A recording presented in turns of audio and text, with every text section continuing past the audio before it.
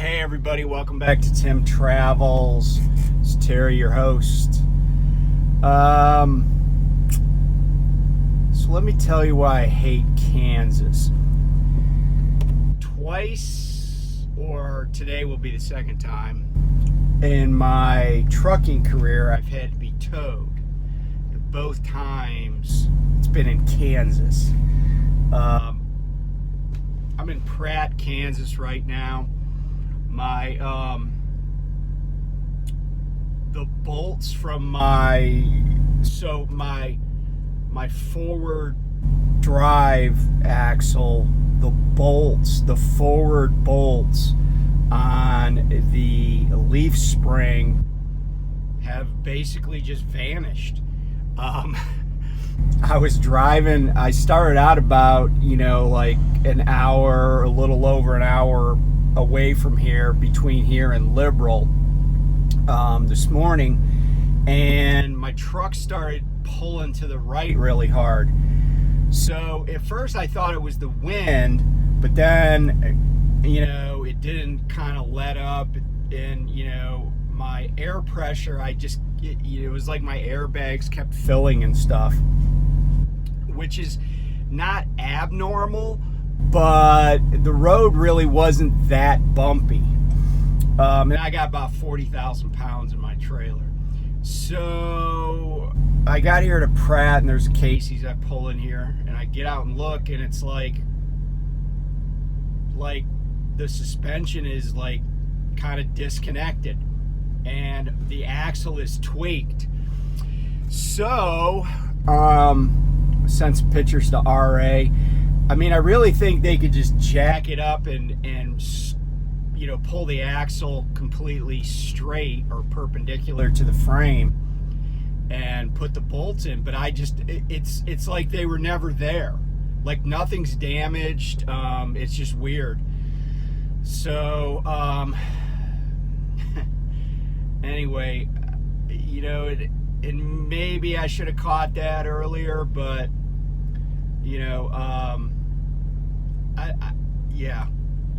I'm at a loss for words.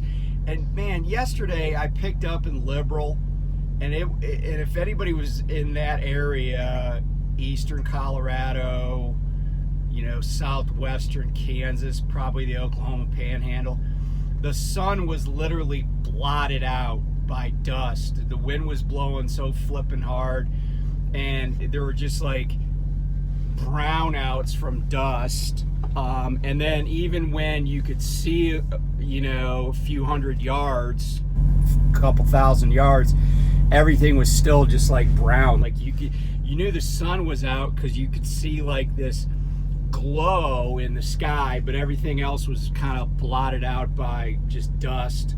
And of course, the drop yard, the pickup yard, whatever you want to say, at that location is a pile of dust anyway, even when the wind's not blowing. And it was just horrible yesterday. It was like, it was just like being in a freaking dust storm, sandstorm or whatever.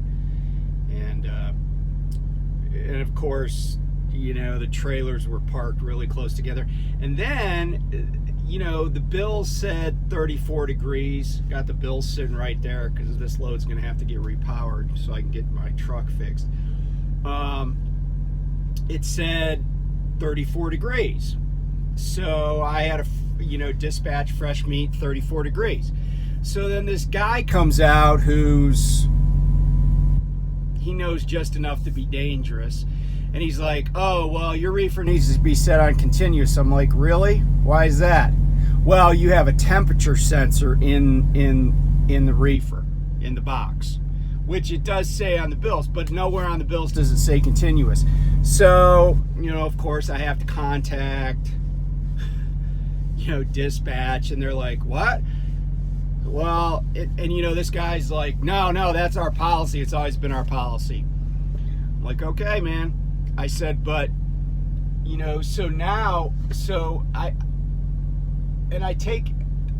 tell you what, I take that back. It's 28 degrees. And I did say to him, I'm like, dude, at 28 degrees, this truck is going a long ways over several days, what are you going to do if that fresh meat is frozen and the load's rejected? He's like, well, I guess that'll just be our fault. I'm like, or our problem. I'm like, no, dude, it'll be my problem, because I have a whole truck full of meat that's rejected, and then I'll have to find something to do with it.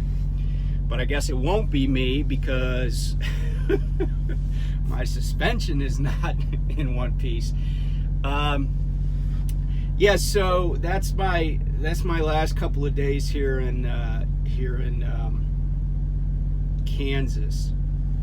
So I went through a town, Granada, Colorado, yesterday, and I never realized this, but apparently there were Japanese internment camps in Colorado, or at least one, and it's right outside of Granada. It's called the Amachi Camp, and it is a historic site. You can visit it, and if you watch my last video, on Tim Travels Raw, you saw me talking about slavery, and the Japanese internment was just another ugly chapter in U.S. history where we let prejudice and racism control our actions.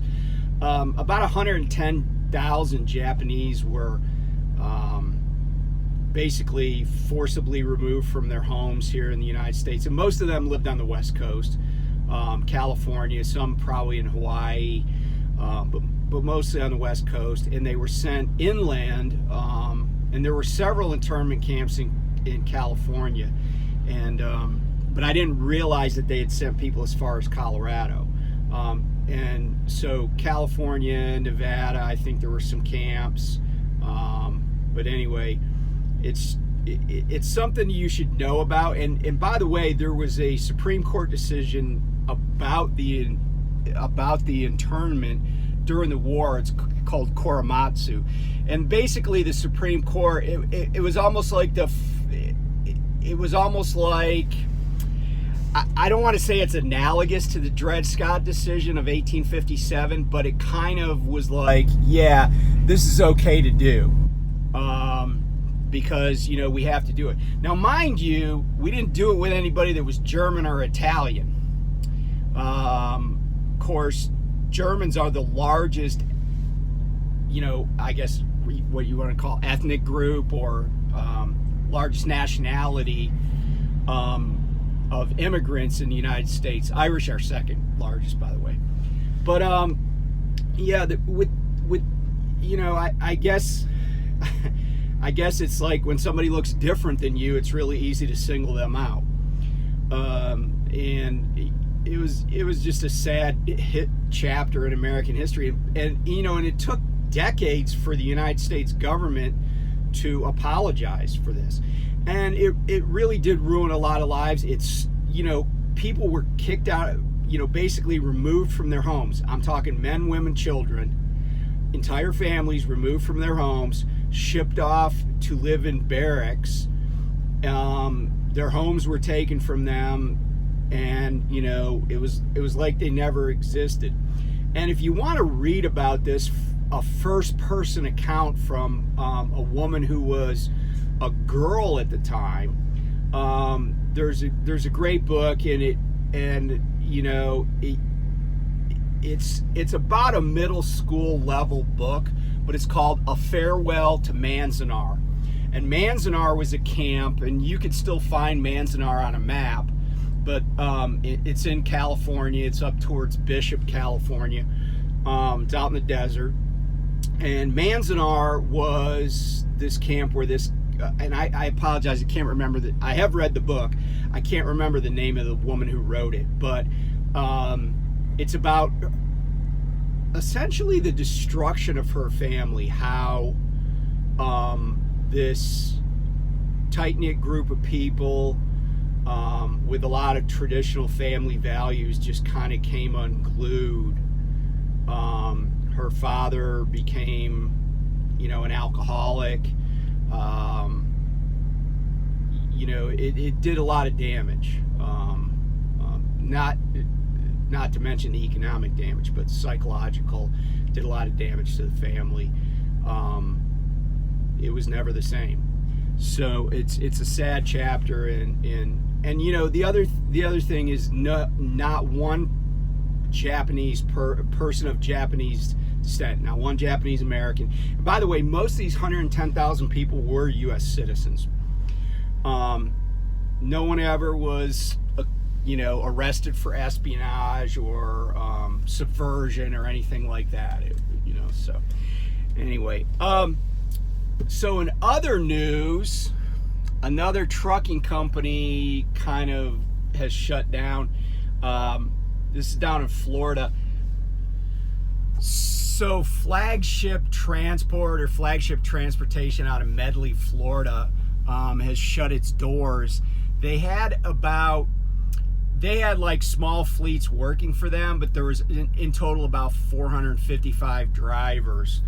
And I talked the other week about companies shutting down and doing the right thing by their drivers or by their employees. Sorry, probably still got dust in my eye. But these guys did it the wrong way. They're scumbags. So apparently they did the old "we're switching banks" crap a few weeks ago and said, oh yeah, we're not going to be paying you by direct deposit. There's going to be checks. You're going to have to come by the office to pick these checks, to get your paycheck. Well, then people went probably out of their way to go to their offices because they're way down in South Florida. And then the checks bounced, and then they were like, oh, sorry, we were changing banks and some stuff got mixed up, but we got some more checks for you, and we'll have those ready, and those will include the pay for the checks that bounced. And of course, nothing, crickets, right? Like, they've shut down. And let me say this, and I've kind of said this before. If you are a truck driver and you are paid weekly, which by the way is the industry standard, it always cracks me up when I see it on the back of trucks. They're like, we pay weekly. I'm like, really? Because that's the industry standard, right? Like, I've never had a job in trucking that didn't pay weekly, but whatever. But if you get paid on whatever day it is, if you get paid on a Friday and the pay doesn't show up, right? And by the way, with electronic banking, there's no such thing as, oh, we can't, get it to you or whatever, right? Like, your pay could hit on a Saturday or Sunday. Like, my settlements, I get the settlement statement on Friday, but it doesn't hit my account till Saturday. But in this global, sorry about the glare, in this global, like, electronic world, stuff can hit your account anytime. But let's say that I get paid on Friday normally, and it doesn't happen. Okay, I'm immediately going to say something, and if it doesn't show up by like midday on Monday, I'm out. Okay? And let me tell you this, and I don't know why truck drivers fall for this. When a company, a big company, right? Like, I used to have 15 employees. Never in a million years, if we were switching banks, would we have not paid people on time, right? Never in a million years, even with that size group. So with a group where you got to pay like 455 people, plus they had back offices in Barranquilla, Colombia. They had, presumably staffers in Florida. You're talking probably at least 500 people that need to get paid. No company that is any kind of professional is gonna allow 455 or 500 people to not get their checks on time. They just won't do it. There are ample ways to make sure that doesn't happen. So if you're supposed to get paid on whatever day you're supposed to get paid, if for some reason you don't get paid, and they're like, we don't know what happened. Now maybe if it's like Silicon Valley Bank where the bank is closing, maybe but that'll be in the newspaper, right? Like banks, when banks fail, I don't care how big or small they are, when banks fail, it's noteworthy and it gets in the paper, right? But if your company's just like, oh yeah, we had this little glitch. Well, the glitch is they don't have money to pay you. They're lying to you. Don't fall for it. As soon as it happens, say, hey, where do you want your truck? Because the odds are you may not get paid. You just might as well return their equipment, get yourself home, whatever you need to do. But don't be that sucker that's like, oh yeah, they'll catch up next week. Because by the way, if you're like, oh, they'll catch up next week, you're now their lender, right? They owed you $1,000 today, and they're like, we'll get it to you in 7 days, right? With another $1,000. Well, now you just loaned them $1,000 for 7 days, right? You're now their bank. Don't fall for it. Don't do it. Every one of the, and some of these drivers apparently, like one guy they interviewed said he was owed $5,000. Another one said, but he's like, well, but I feel lucky because some of these guys are owed $20,000. I'm like, what? $20,000 and you kept driving and hauling stuff for them? No, don't do it. I don't care how big the company is. I don't care if the CEO personally, calls you. I don't care. Right? If it, it's like Henry Hill said in Goodfellas, fuck you, pay me, right? If they don't have the money, don't drive their truck. Don't haul stuff for their customers. And tell the customers, tell anybody to listen. And tell all your fellow drivers. But don't fall for that. I feel bad for these guys. The company hasn't declared bankruptcy either. Which is even worse because when you have a bankruptcy trustee, the employees do have protection because the trustee's whole mission in life is to get them paid. They'll sell a building, they'll sell trucks, they'll sell trailers to get people paid. But without a bankruptcy filing, now you don't have an advocate except for yourself. Now you got to go try to get the money. So that's even worse. But anyway, enough about that. I mean, I've said it before. I'll probably have to say it again. But, it's just, it's unfortunate. So, my last video, like some people raise a question about, well, who would Prime merge with somebody or buy somebody out? And I got to thinking about that. And by the way, I looked at the 2022 revenue numbers. Prime on the refrigerated side is just killing it.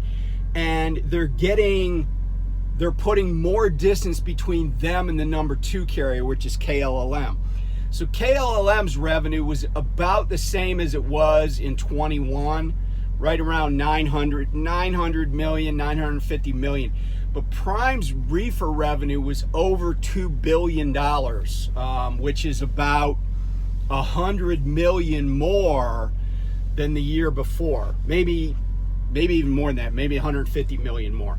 And Prime is still, like, even in tanker and reefer, is still, like, I think in tanker, they're in the top 12 largest tanker companies. And in reefer, I think they were number 10. Obviously, number 1 in refrigerated. And, I got to thinking, given Prime's dominant position in refrigerated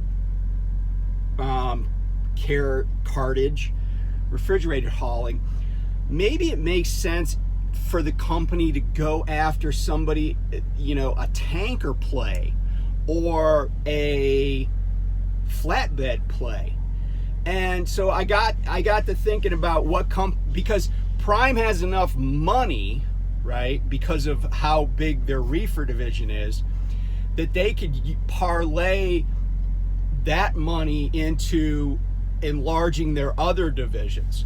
Now, Prime is not a huge player in intermodal right now. They're not even, they're not in the top 10 intermodal or drayage. Although what I looked at Transportation Topics News, they're the ones that do the rankings.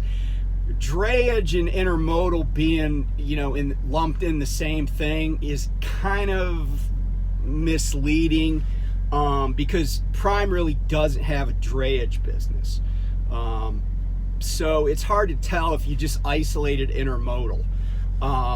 But the interesting thing is there's a lot of companies out there that might make sense for Prime in the tanker or flatbed world.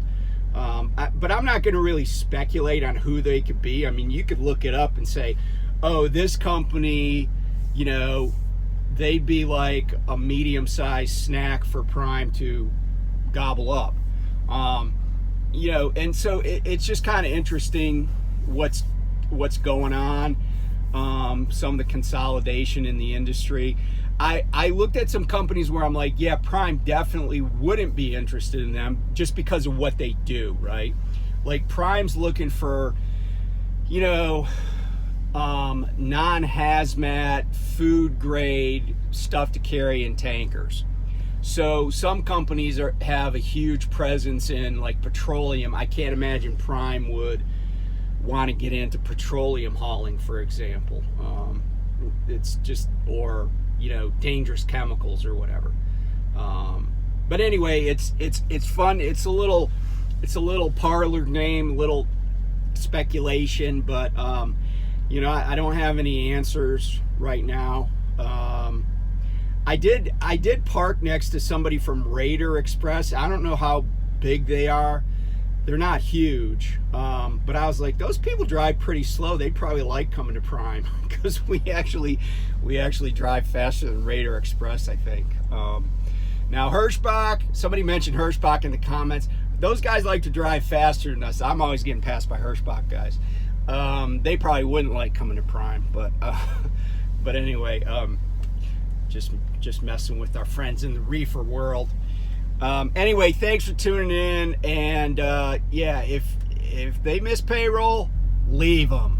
I don't care who they are. I don't care if it's your wife's family. Leave them if they miss payroll. Talk to you soon. Bye.